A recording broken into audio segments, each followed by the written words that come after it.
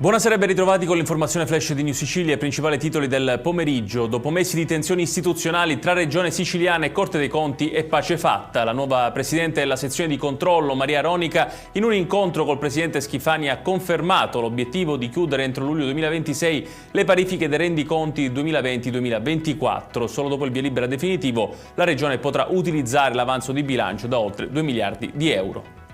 Ci spostiamo a Catania, dove arriva un segnale forte per il futuro dell'high tech. Nell'ambito del CHIPS Act europeo è stato infatti firmato un accordo di finanziamento tra BEI e ST Microelectronics da 500 milioni di euro, prima tranche di una linea complessiva da 1 miliardo. Le risorse serviranno a sostenere lo sviluppo del sito catanese di ST, giudicato strategico dall'Unione Europea per la filiera dei semiconduttori.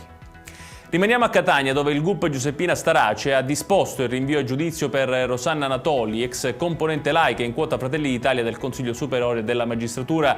L'accusa è di rivelazione di segreto d'ufficio. La prima udienza del processo è fissata per il 15 settembre 2026. In Sicilia, nei primi 10 mesi del 2025 si registrano 77 denunce di infortunio sul lavoro con esito mortale, a fronte delle 71 presentate nello stesso periodo del 2024, ovvero un incremento dell'8,4%. Sono i dati presentati all'Auditorium RAI di Palermo dal rapporto annuale INAIL Sicilia. Le 3 province siciliane che al 31 ottobre del 2025 hanno segnato il maggior andamento infortunistico sono Catania, Palermo e Messina.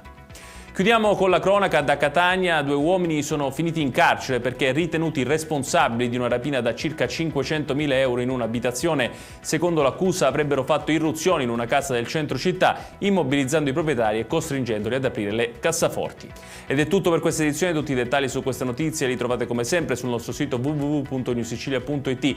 Grazie per averci seguito e buon proseguimento di serata.